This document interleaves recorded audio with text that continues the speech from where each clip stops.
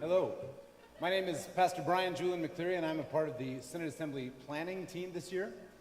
Our team was inspired by last year's evening event, Night of the Arts, where we got to hear the faith story of quite a few people, people that span across the spectrum of our Nebraska Synod, ELCA, and we were excited by the idea of hearing more stories of people's Christian faith and how God has made an impact on their life, how they have been formed in faith and have become the work of God's hands.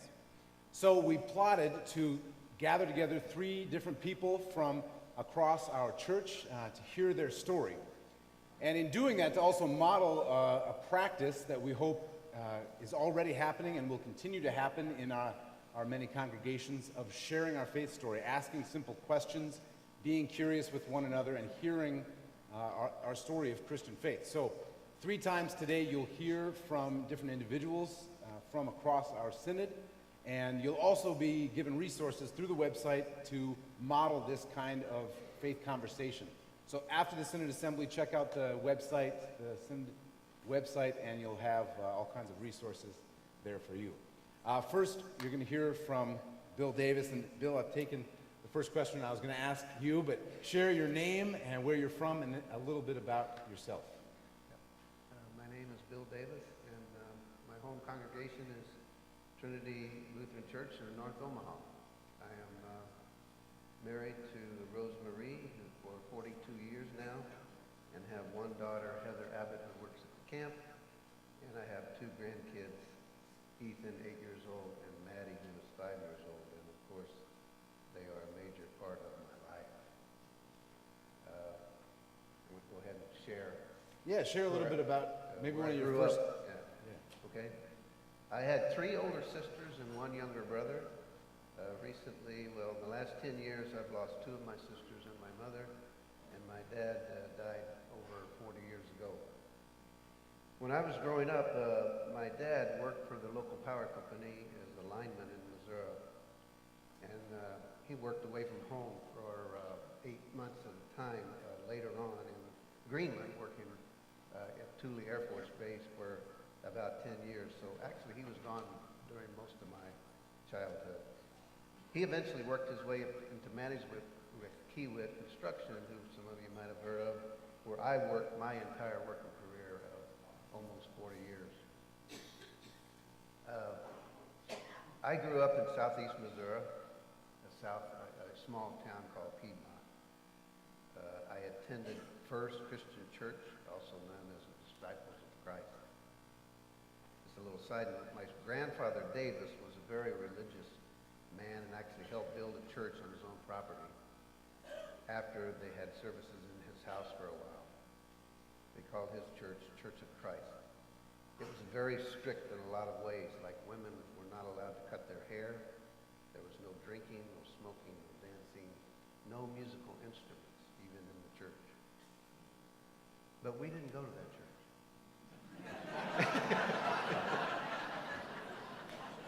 We went to where my mother was raised in a church, like I said, called First Christian Church, and where my mother took us every Sunday for as long as I can remember.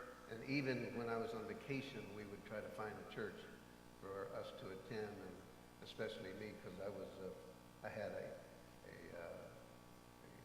13 years running that I'd never missed Sunday school. So we tried to keep that going when we were on vacation, I remember. And I also remember in that little town of Piedmont that the churches there, the Baptist, the Methodist, and my church, would leapfrog their vacation Bible schools during summer. So we would actually attend all of the vacation Bible schools, various, and I remember they're like a week long. So we'd go to vacation Bible school for almost a month, I remember. So that's really kind of cool. Yeah. Confirmation? Yeah, some kind of confirmation. Many of us have a confirmation or official sort of faith formation experience. Can you share something about that? Yeah.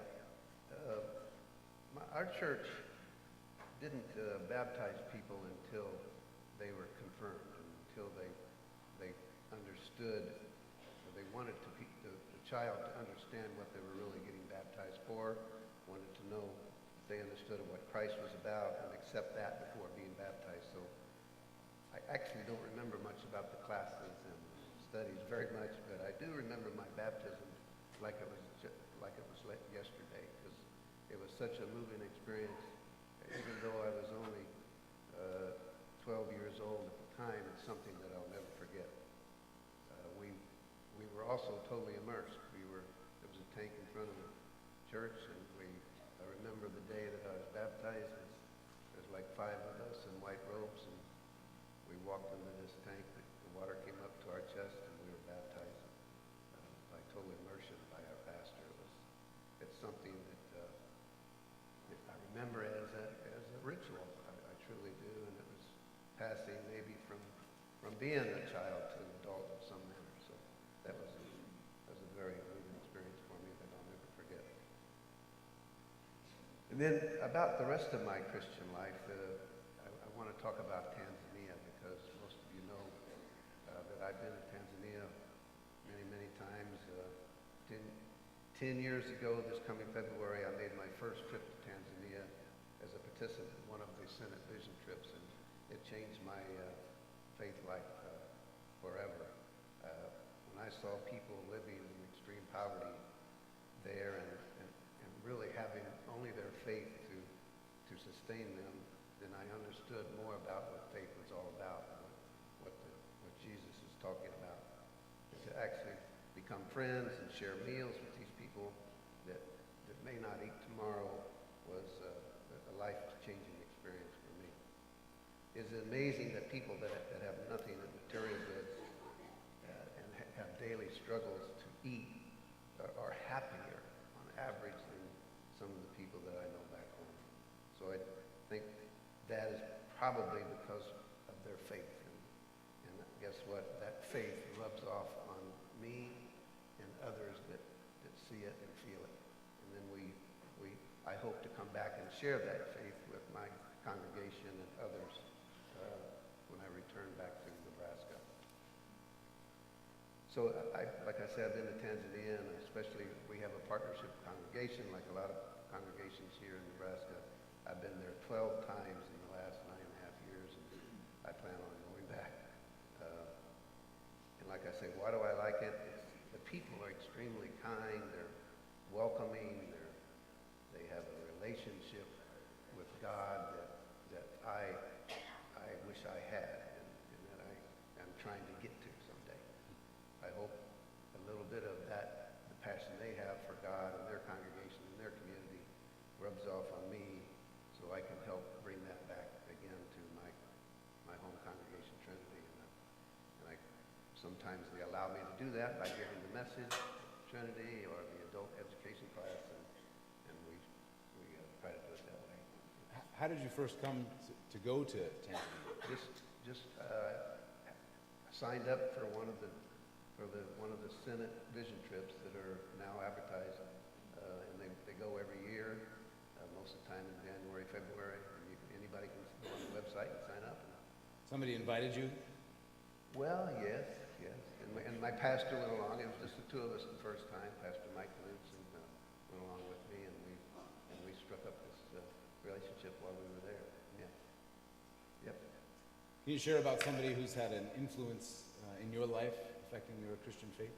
Yeah, like I mentioned, my mother was probably influenced me more than anyone else in my faith journey, even though I didn't realize it at the time, but I think that she probably had more influence on me than anybody else. But I mentioned Pastor Mike Knudsen. For the past 20 years, he has been my faith inspiration and partner. We have been prayer partners for about 10 years now, and his faith and teachings of Jesus is rock solid as it can get. So he is truly a role model and an example for me to follow, and I thank the Lord for his friendship and blessings on me. I believe all of us have been challenged and have ups and downs in our faith journey, but that's the reason that my experience with Pastor Mike has helped me a lot, because he brings me back, and I help bring him back if he has a down or two. And I just want to mention, very tragically, he's not here. he lost a granddaughter this week, a very tragic experience. So if we could ask for prayers for him. Okay. Bill, thanks very much for sharing with us. Typically, this kind of conversation wouldn't happen in front of 800 people. So I really appreciate Bill's willingness to share honestly and vulnerably, and may it be an encouragement to all of us to do likewise, even if it's just around a coffee shop or in the comfort of our own homes. So please thank Bill with you.